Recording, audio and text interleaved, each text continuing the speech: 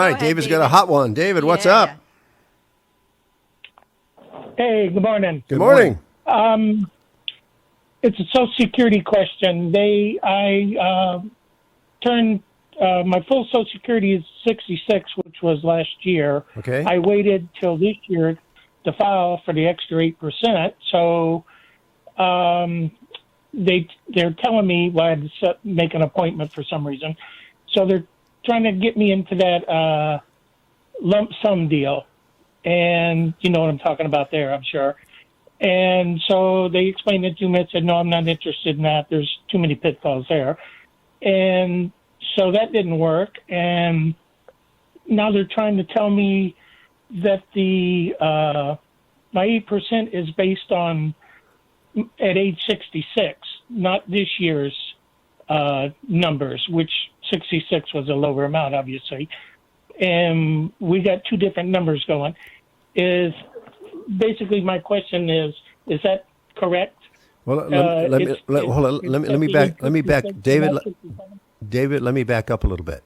You say they're trying to get you in. Who are you referring to as the Social Security Administration?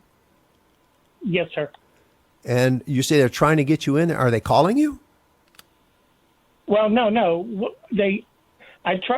When I tried to apply, my account was frozen. And I called them and asked them why. And they said, you got to make an appointment. Well, the appointment was so they could set me up for that lump sum deal. Okay. And the lump sum deal is getting back what you could have had at your full retirement age. They want to make up for that lost benefit, I presume. They want to give you a lump sum amount for the next 17 years, but they're going to take out that amount on your check every month. Plus, wait. Something doesn't add up here, David. They want to give you that lump sum amount for the next 17 years? Yes, sir. The lump sum amount would be a total of what I would make for the next 17 years. Yes, but they're going to take out a certain amount on my check every month to make up for it, for the next 17 years. David, I think there might be a misunderstanding. What they may have been suggesting is giving you a lump sum, getting you back to full retirement age, but they would not be giving you a lump sum for the next 17 years. That's just not done. And my question to you, David, is do you need that lump sum? Do you need money going back to your full retirement age? And if you don't, simply say, no, I want my benefit at the current age. Right. That's what I told them. Okay. And I asked them, at the end of the 17 years, does that amount that you're taking out of my check, where we call it even? And they said, no, it's permanent. I'm lost about the 17 years. I am too. Well, they're going to give me a lump sum amount of about right around $15,000. They said you can have the check next week, and to make up, and they're going to take out a certain amount out of my check every month. No. Here's where I think the disconnect is. I could be wrong here. Gary, jump in. So what they're doing is they're saying, okay, we'll give you this lump sum that you could have had because you didn't claim when you hit full retirement age, you deferred. So we're going to give that to you, but we're going to reduce your benefit over the next, which would have been when you had your break even, when you'd have been, that's exactly what it is.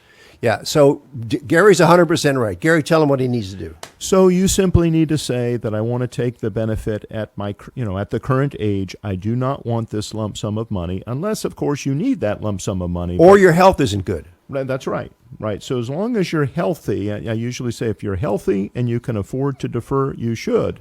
And I guess I would say, David, do you need the money currently, or can you defer it yet another year and get another 8% increase? Plus cost of living. Plus cost of living, right. Yeah. No, I told them, no, I'm not interested in that because after they're telling me 17 years, and I added up the amount that they're going to take out of my check for the next 17 years, and it adds up to the amount that they're offering me. Right. Yeah. But after 17 years, that check is still being deducted. Exactly. Right. So if you live longer than 17 years, which is their actuarial assumption of when you will pass, you would do better, obviously, by not getting that lump sum. You do better by, selecting the benefit now. Or, as I said, if you don't need the benefits now, David, why not defer even another year or even till age 70 if you can afford to and you're healthy? Well, no, I'm not going to go to 70. Everything was planned with the money coming in and everything, just to do it for the 1 year. Okay. And so I said, no, just give me the 8%. Okay. Yep. And then they're giving me numbers that they're basing it, my 8% is on a 2019 money, not 2020. Right. It's what And your so benefit I'm would have been arguing- at your full retirement age. Correct. The Yes, 8% okay, starts at your 60%, full retirement age. Yes. Yeah. Okay, so that's when it starts. It would have been last year's money, not this year. That's Correct. correct. That's right. But that 8% is every year. That 8% is you get an increase of 8% every year that you defer. And that's what Gary's saying. So, but if you need the money to pay the bills, grab the money now. And if you believe that you'll live beyond 84, then you may want to defer. Or if your health isn't good, you want to grab the money. Grab the money now. Are you married, David? No, I'm not. Okay, so the longevity insurance isn't an issue. Yeah, and what Joe, I think, was going to allude to, if you had a spouse maybe that was a lower earner, it can also make sense to defer so that the spousal benefit, assuming, most women, of course, live more than or longer than men.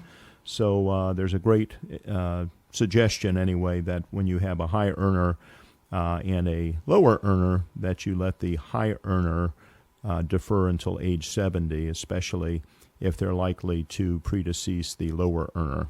So do you have direction, David? Do you understand what we suggest you do? Well, yeah, I get it, but the thing that gets me was I was thinking the amount is this year, not last year's money. They're basing it on last year's money, and Which not is correct. What I would have made. No, which is correct. The 8% increase is based on whatever your full retirement age is, and it's 8% every year thereafter. Yeah, so they're basing it on Right. my 66 year. Yes, not that's correct. This year's money. That's Okay. correct. So that's okay. So they're right there. Okay, I was thinking, man, they're trying to pull another fast. No. But the way they do, I'll tell you, they're telling you what the rules are, but they don't explain to you the pros and cons of the rules. That's right. That's the problem. Yeah, they didn't tell me that. And of course, once they take the money out of your check, now that lowers your benefit amount, and all the COLAs are going to be based on that lower amount also. Bingo. Exactly, yes. Bingo.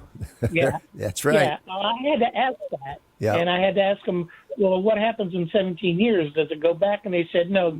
That reduction stays on your check That's every year afterwards also. That's correct. So, yeah, you got to ask about that. Yep. Yeah, okay. Well, all right, thanks, guys. I appreciate your help, and I'll let you go so you can help other people. That's why I wanted to know if it was based on last year's money or this year. Okay. You're welcome. Thank you, David. You're Thanks a lot. welcome, I David. appreciate that. Okay.